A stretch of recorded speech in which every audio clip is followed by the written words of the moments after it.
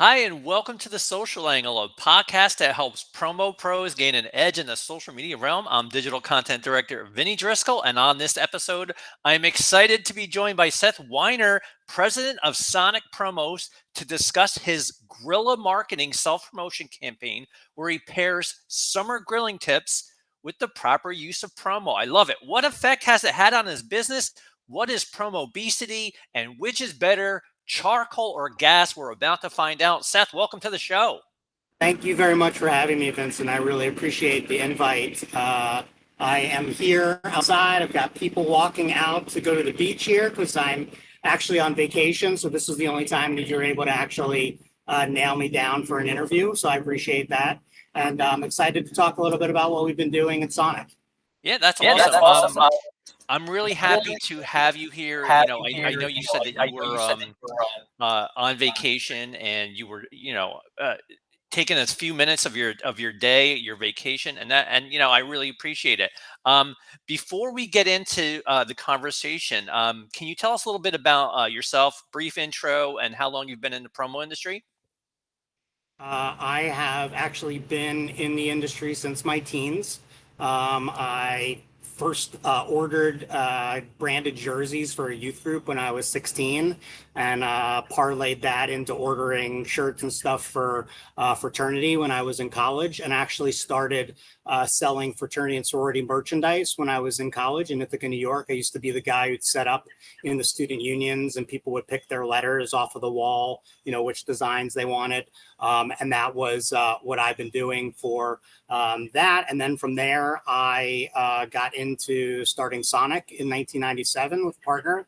And I think I just lost you on my computer, but can you still see me?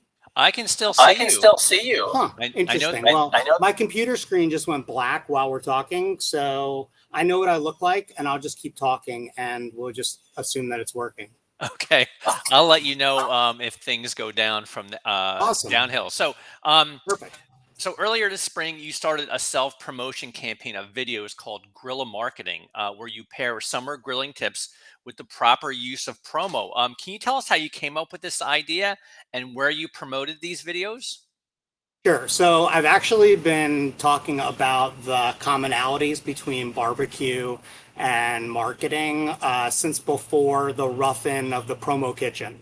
And that's sort of like a real insight. If you know our industry, Promo Kitchen is a mentoring group within our industry. And I've been writing and talking about barbecue. I just think that there are a lot of a lot of common things from the videos. You can tell everything from rubs to pre-preparation to resting and follow-up. And so over time, I've always been pushing it. It was actually a year ago that I started doing these branded spices. And with the branded spices, from there, I then started to see a little bit of interest in it. And then over the last few months or so, that's when I started doing the videos. The videos were a way to reinforce the messaging that I've been sharing with people. I'm used to getting in front of the camera. This isn't my first time doing that. So that was sort of what was the impetus to start doing it. And from there, I knew that if I was going to be doing some sort of series, that I wanted to do at least 8 to 10 episodes, because I really think you need to do a bunch in order for it to get some legs. And so that's really where it started going, and that's where you found me. Yeah, I noticed your videos on Facebook first, and I said, "Oh, he's doing, he's having fun. He's pairing what a lot of people like to do, which is, summer grilling, and he's pairing them with some tips, and he's packaging it in a promotion. You're telling everyone, hey, if this is something you're interested in."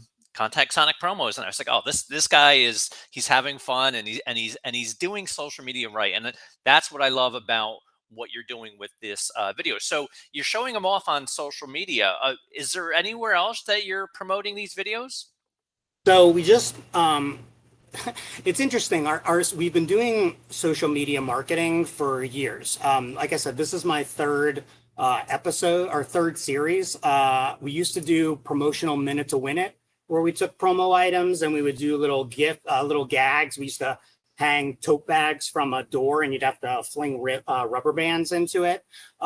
During the pandemic, we did a mask series where I would try on a bunch of different masks. And so now with the barbecue, that's just something that we really do. And so it's really for our clients. We could try to go crazy and really push it out there. But at the end of the day, we are ultimately talking to our clients. We're trying to tell our clients how we market ourselves and suggest to them that those are effective ways for them to market themselves. So I like to say we're sort of like the CW. You got to find us. We've got some really, really good content out there, but we're a little bit in like a limited quantity. So for the most part, I work hand in hand with my vice president of marketing, Mallory. It's not just a one-person show. We've got a whole bunch of people that really work to put everything together. I just happen to be the one who's willing to get in front of the camera. But we use Instagram and we use Twitter and we use LinkedIn and we use Facebook. We've tried TikTok. I joked with you that I'm on Be Real. I've got 4 followers, one of them including my son.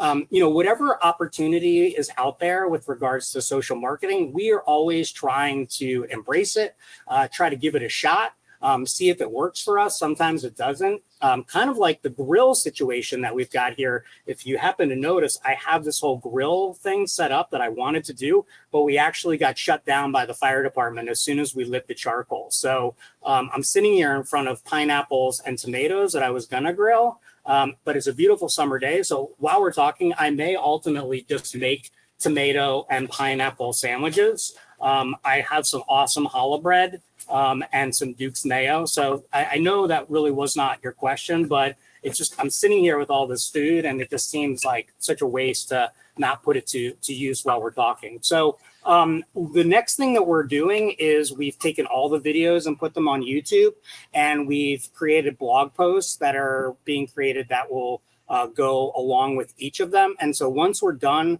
with the whole first season, we still got a couple episodes left to go. We're going to release all of that on YouTube all at once so that everybody can, just binge watch it. Because, people have just been wanting to watch it all the time. And so that's been, really popular. I love it. Thank so, you. So I'm really disappointed that the fire department shut you down. I wanted to see a live demonstration, but we do have a backup. I'm going to show one of your videos that you posted Awesome. on Facebook. So I'm going to All right, cool. Show it right now. Yeah, do that while.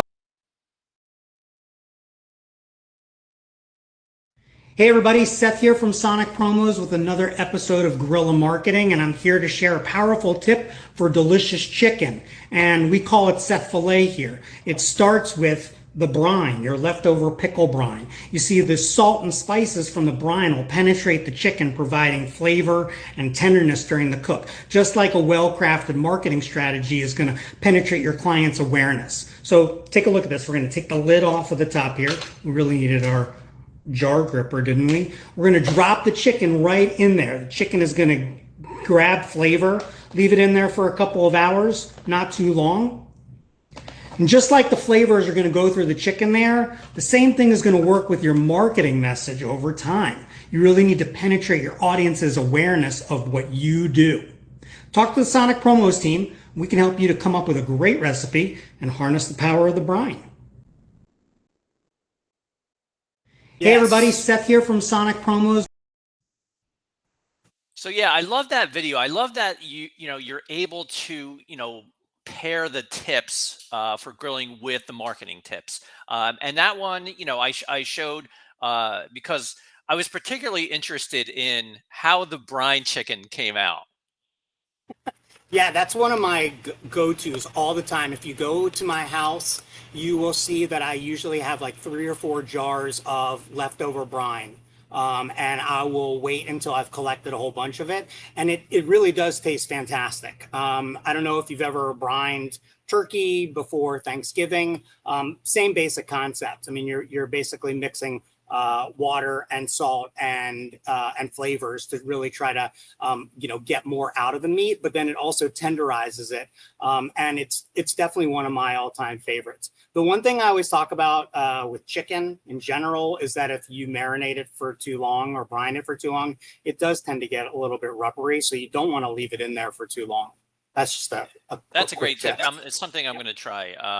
So um, I want to ask you about grilling. Since I've been watching these videos, you seem to have a passion for both grilling and chicken. Are you a big fan of both? And what's your favorite dish? Is it the brine chicken? So, got to finish this tomato sandwich. Yesterday, when I came here, my daughter said, "Are you doing that thing tomorrow with the chicken video?" Which is funny. I don't really want to be typecast as chicken only. I've been doing the chicken because it's easy, and it's a nice palate to work with.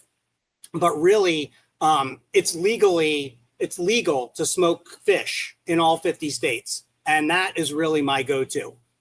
Anytime I have the opportunity to smoke fish, that is my number one. The challenge with really, really good smoked fish is that it takes a significant amount of time to prepare. And then you need to actually let it dry a little bit. And then you need to put it on the smoker. And then you want it to, set a little bit. So it's a painstaking process. But if I've got the time, that's where I'm going every single time. Nice. Yeah, I'm a big fan of fish as well. But and obviously you're a big fan of grilling. I could tell you use both gas and you charcoal. We'll get to that. So let's talk about how well your videos have been received. You joke about one of your biggest fans is your mother. She watches all your videos, and one of your videos you actually read a card like a fan card from and it was from your mother. You use like this dry sense of humor, which I love because I always tell everyone like my mom's my biggest fan. She watches all my videos. um, but can you tell us how the guerrilla marketing campaign has been received, and if you've been able to grab any new business from it? Yeah, definitely. First off, we love self promotion at Sonic. We are really good at it. We've been coming up with cool self promotions for years. That is what we do. We're a marketing company, and in the promotional world, that is what we're supposed to be doing. We're not just selling stuff. We actually are trying to come up with objectives, figure out what those objectives are, and then come up with some solutions of what we can do to actually meet those objectives. So, long story short, the barbecue marketing promotion, as far as tangible costs, has cost me about $2,500 to invest in the branded spices and sending them out. I don't really take track of what my time is to do the videos because that's sort of a labor of love. But I can tell you that at this point, we've probably done about $250,000 in sales directly associated with the business that's come out from the people that we have connected with through the barbecue spice marketing. Oh wow, that's Um, awesome. That's really yeah, it awesome. it is, and again, we love self promotion. Most of our clients will duplicate a lot of our self promotions because they see that it's successful, and then they'll obviously change it up for themselves. But this is an entire campaign. The videos is just one piece of it all. It's sort of a tongue in cheek name. It's called guerrilla marketing, and again, old school. The idea of guerrilla marketing is that you're doing as all of the different things possible. Sure. Someone has, this is old school. If you've got an 800 number, they have an 800 number. If you're open until 6, they're open until 6, or even open until 7. Business card, website, social media, social media. And that's the idea behind guerrilla marketing. And so it just stands to reason, it's very tongue in cheek here, that is what we're doing. The videos are just a piece of the entire campaign. The entire campaign is in order for us to generate new opportunity. So here's a couple of quick stories. The best story I can give you was we sent out the spice tube to a client. She requested the spice tube, followed up with her, asked her if she got it. She got it. She gave it to her boss. Why did she give it to her boss? She didn't own a grill. What did we do? We got her logo. We put her logo on a branded grill. We went to go visit her, gave her the grill, got a meeting with 8 other people. Business opportunities. Huge. Second person we sent spice to, we got another meeting with that person and 6 other people from her organization, opportunity to meet all different people in a bunch of different departments. New opportunity, new opportunity, new opportunity. None of those people really are interested in ordering branded spices. None of them are interested in barbecue marketing items. We're using this as a way to get across who we are and what we do because we're in the marketing business. So we're just using this as a way to get through some of the noise that a lot of people are making. Sure, those are two great case studies, and I think anyone listening, would appreciate to hear how how you're using your marketing just to get in the door, and getting in the door, getting noticed. I think that's huge, and using it on your social media, which is how I recognized you, and which is why we're here today. To me, that says a lot when you're using social media to your advantage and you're standing out. You're not just trying to sell, sell, sell.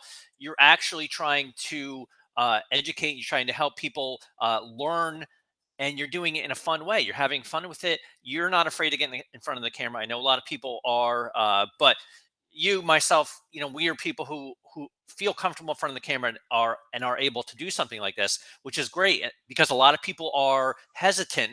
A lot of people in our industry, especially. But if you can take that next step and you can do what you're doing, you're going to see a return on investment. Now, I looked at your engagement on social media with these guerrilla marketing, and you know what?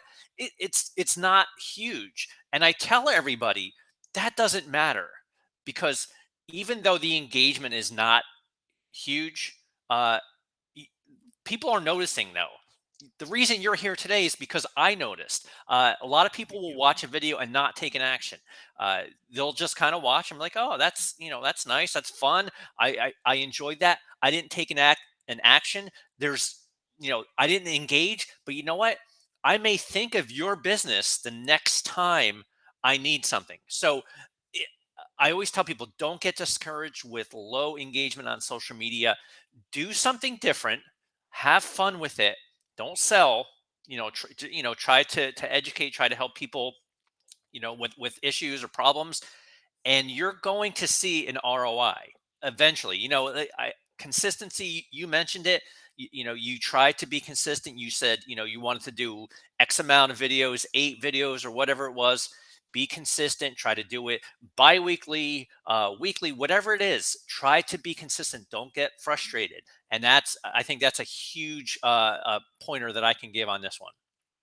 For sure. And, you know, anytime you're doing social media, it's always a risk, but the reward is going to be huge. You have to be willing to fail. I have no problem failing, especially when it comes to content.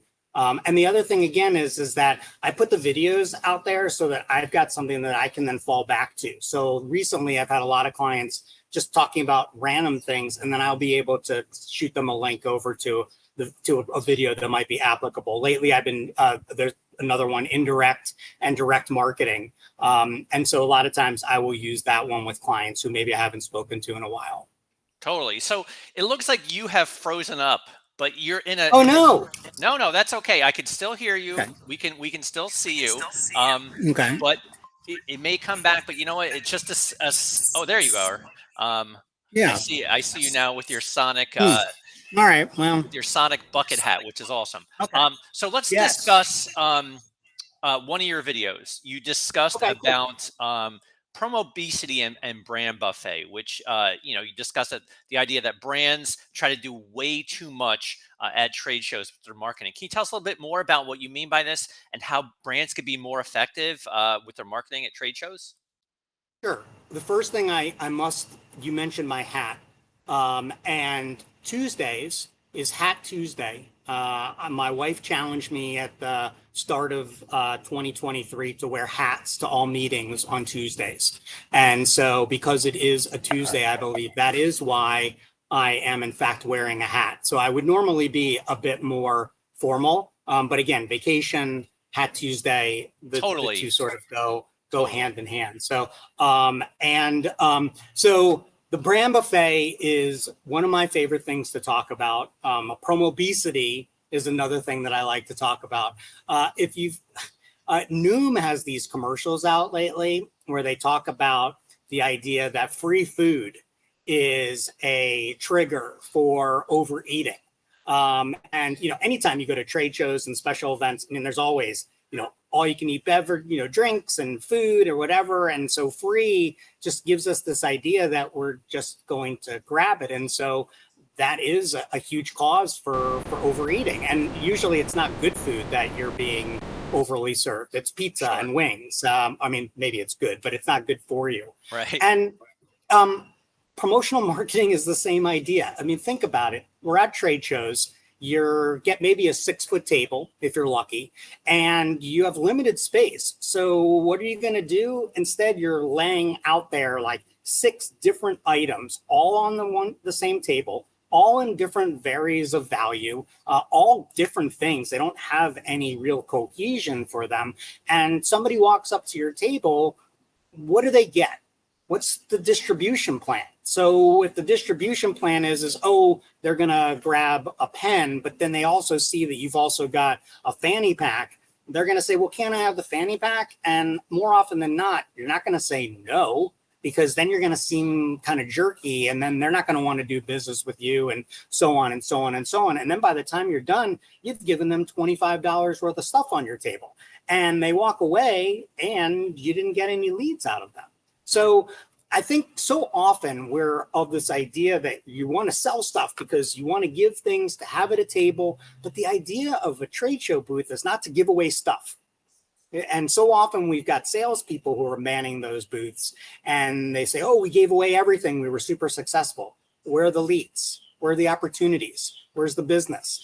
And so I think so often us as promotional marketers are not educating the client on how they should be distributing those items. I'm not opposed to ordering 4 or 5 different levels of items. I'm opposed to putting them all on the table all at once. I think that somebody needs to be doing something in order for you to be giving your free stuff. It's not free stuff to the person who bought it. It's not free stuff to the person who might seem free to who's giving it away, but it's not free. There's a reason that we're a super $20 billion a year business. Somebody is not paying free. It's not free for somebody. Right. And so the idea here that if somebody is worth, $150, appointment or whatever, then what is it that you're willing to spend on that? For us, it's usually like 2 or 3%, right? So you wouldn't want to spend more than like $3 for a $150 gig. If you give somebody $25 and every single person who came by the table is getting $25 and you're not able to book any of those appointments, you're not going to be successful. And again, you're just giving away stuff. And then when you're doing with the stuff leads to the promobesity, and everybody's got all those things. They go back to their hotel room, they open up their bag, they decide which things they're going to keep and they're not going to keep, and then they leave them all in their hotel rooms. Where does it end up? It all ends up in the trash, in the brand fill, as we talk about in our industry, that buzzword, the brand fill.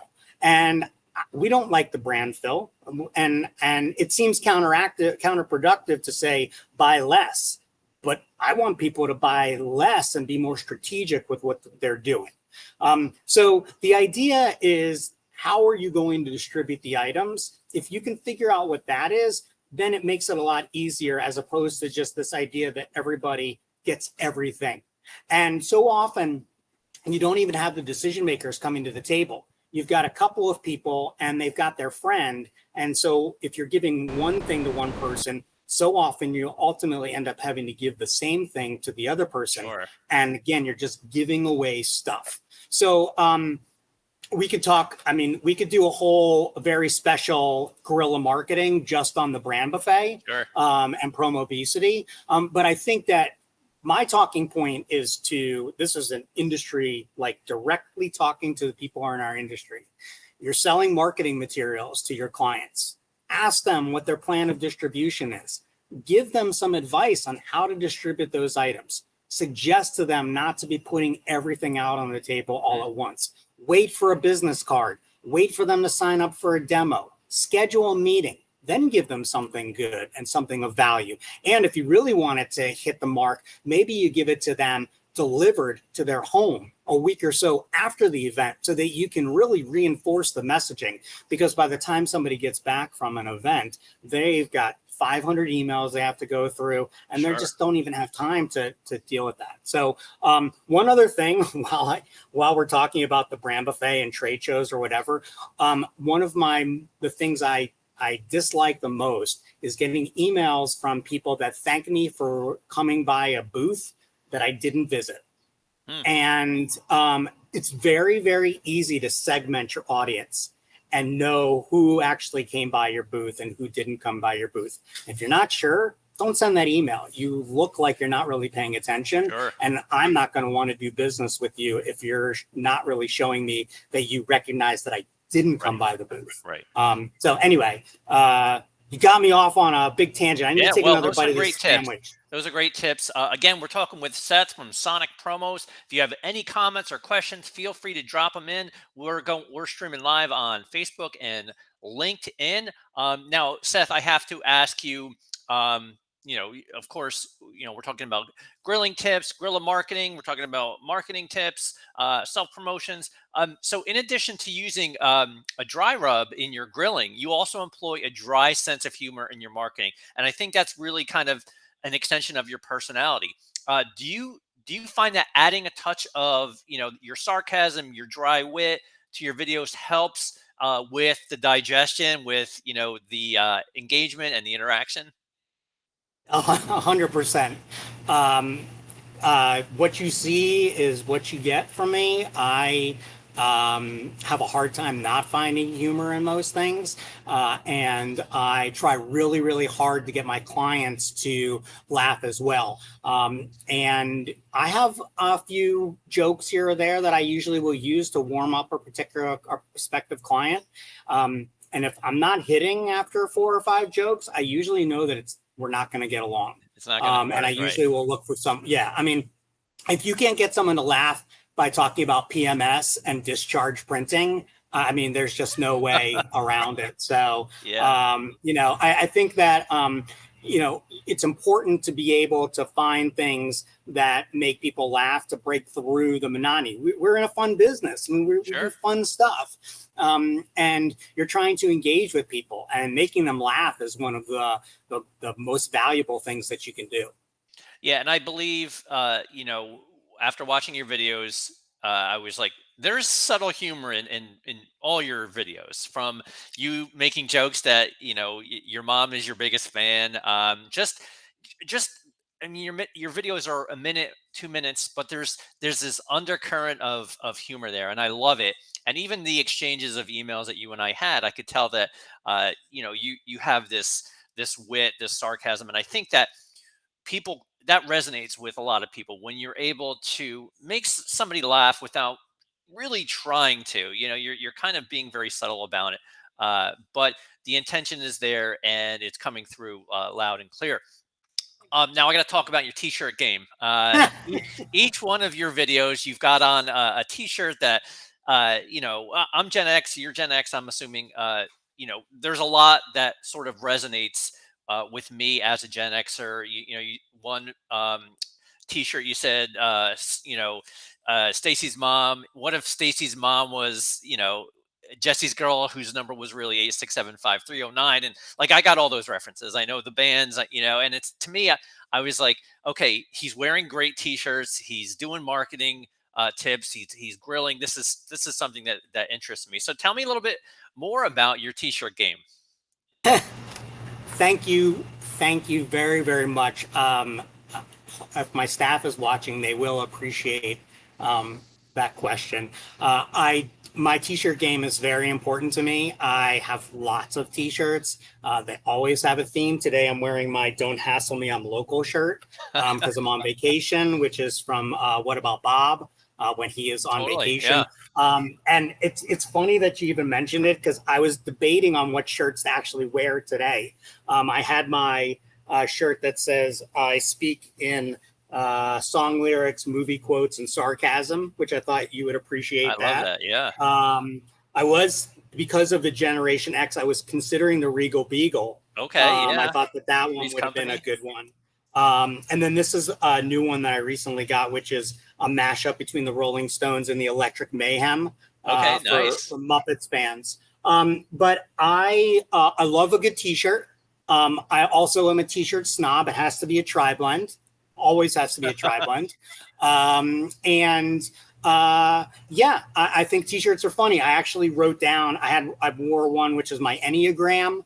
We did an Enneagram thing in our office, to try to figure out what your type is. I had Macho Man Randy Travis. I saw that one. I had my Good. great beard, wearing an Allman Brothers shirt. Patrick I Swayze. had my Patrick Swayze, yes. I had a Grateful Dead. I had a Sonic shirt, and then I had my Dark Side of the Right. Star Wars shirt on. And yeah, thank you for noticing. My team thinks I only wear 12 total t-shirts in my actual cycle. And what they don't know is that I took that challenge about a month or so ago, and I have now worn 40 different t-shirts 40 straight days, to see how many t-shirts I actually have. And so yeah, I love a good t-shirt. I have lots of different ones that have to do with my themes. I have a lot of Washington Capitals t-shirts. Oh, okay. I have a lot of Grateful Dead t-shirts. And then I've got just like really like random ones. I have a WKRP turkey drop one that I wear for Thanksgiving always. And really like it. I have a couple of Jaws shirts. I have a great Friday the 13th one. So my t-shirt game is top notch. And I think that has a lot to do with the fact that we're in the t-shirt Of business as course. well, Of right? course. So, and I think that a t-shirt does a lot to, speak about a person. And for me, I try to wear a t-shirt, and my goal when I go out on the street is to get at least one person to comment on my shirt. Because if I do, then I was super successful. Yeah. And, Yeah. I'm sort of marketing, right? I'm a marketer. Yeah. So anytime I'm Totally. out there, I'm always doing something like that. So yeah, I appreciate that you recognized the shirts. And yes, I have had to go back and look at a few episodes each time just to double check to make sure that I'm not wearing the same shirt. So it Yeah, I've is done in that fact, too. yeah, Yes. it is in fact an Yeah. actual part of like each of You it, have to right? do it because then someone watches a video and it's like, hey, that guy wore that shirt last week. Well, and Well, it's let's. funny is that there's one where I'm wearing a green shirt, and I actually videotaped myself wearing two different green shirts on that day, and they got interwoven, and I had to actually go back and double check what the design was to see which was which. So you're So really there's that. passionate about your t-shirts. Totally passionate about my t-shirts. Yes, Well, as a diehard Rangers fan, I got to say you and I are now enemies. So that's okay. being a Capitals fan, well, I can't say I approve of that. But That's anyway, okay. so again, Seth, we're talking to Seth from Sonic Promos, and I have a couple more questions for you. Sure. Um, we're over 30 minutes in. I could probably talk to you for another 30 minutes. But for final thoughts for doing self promotion, do you have any advice for people in our industry? Yes. With regards to a good self promotion, got to know who your target audience is. You got to figure out what your objective is. You need to have great content, like really, really good content, good packaging, or some sort of, if you're sending it out, it needs to be something that someone is already, the anticipation is there. And you have to have a call to action. And so often we miss the call to action. It's the funniest thing. Yeah, and I think it's because again we're so focused on selling stuff, and we're not focused on selling marketing.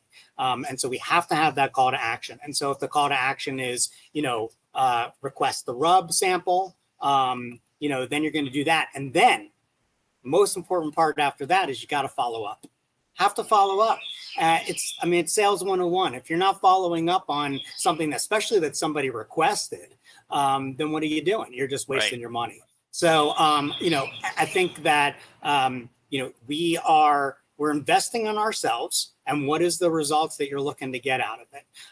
I can tell you that like I said, we do self promotion all the time. There hasn't been a time in all of the years that we've done a self promotion that we haven't had a client repeat that entire promotion from start to finish. Hmm. And then on top of that, all sorts of additional business that comes from it. Years ago, we did a self promotion that was just for apparel. We wanted our clients to understand all the intricacies of apparel. And through that, we earned a bunch of uniform programs from clients because they got to see what else is out there. So again, got to have an objective, got to have good communication, got to have a plan, got to follow up, call to action. The same kind of things any marketing agency should be telling their clients to do Sure. is the same thing we should be doing. Great advice. Seth, last question. Um, if you had to choose just one, what would it be? Charcoal or gas? Yeah. So the real answer is, and I guess it sort of falls along charcoal, but I'm really a straight on the fire, like on wood kind of guy. Which is why we got shut down because I actually wasn't going to do charcoal. I actually started like a little fire in this little travel fire pit here. I learned to cook straight on the coals, like usually like a foil surprise when I was in Boy Scouts and summer camp. You make the fire and you just put the food right on there. So it probably is going to be charcoal, like if I only have to choose those two, because I like the natural flavor. I do like the variability that fire and charcoal tends to give you because you just never know what you're going to end up with, Sure. which is where a good skill set comes into play when you're working with fire. Anytime I have it, I'm going with charcoal. The biggest reason I don't like charcoal is if I don't have time. You Right. just gotta Right. you gotta fire up the It takes a gas. lot of time. Right. I Yeah. prefer How about charcoal. you? How about you, Vincent? What's I pre- your go to? I prefer the flavor of charcoal. But again, like time is not a friend of mine, and I fire up the propane, and we're done in 15 minutes. And charcoal it's a process. But when I'm on vacation, it's always charcoal. We take our time. Like you said, low and slow. We do the indirect cooking on a lot of our foods, and to me, I think it just tastes better. There's something about charcoal that just, I don't know. It feels like, I don't know. There's nostalgia there. Growing up too, as well. We use charcoal grills. But yeah, to And me, I feel like the flavor seems to be a little bit better on charcoal. For sure. And as if they're, just like all industries, there's always innovation, right? And the same can be said for grilling and charcoal, just like the same can be said for our industry. And if you've seen the Traeger grills, those are pellet grills. So that's Right. like a completely different ball game altogether. We have discussions about whether or not that's, true barbecue or not. I'll throw that gauntlet down there and hope that maybe you've got a couple of Traeger people that are paying attention that want to throw their bucket hat into Yeah. the ring Yeah. there. And tell us what they think. But I really appreciate the opportunity to speak with you Sure. and talk to everybody. I love grilling. I love promotional marketing, and I hope that this has been helpful for people today. This has been great. I really appreciate your time. I know that you're on vacation. Seth, if anybody wants to get a hold of you, how can they do so?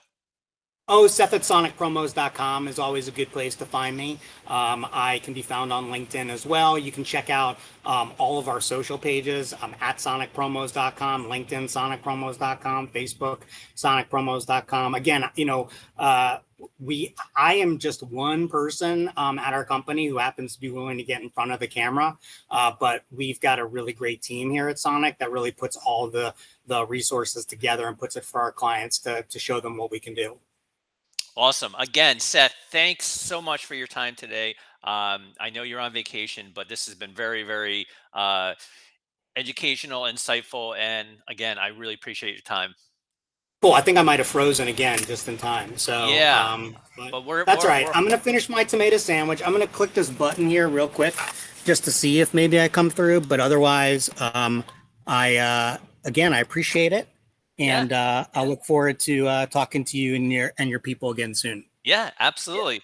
For Seth, I'm Vinny. We'll see you next time on the social angle.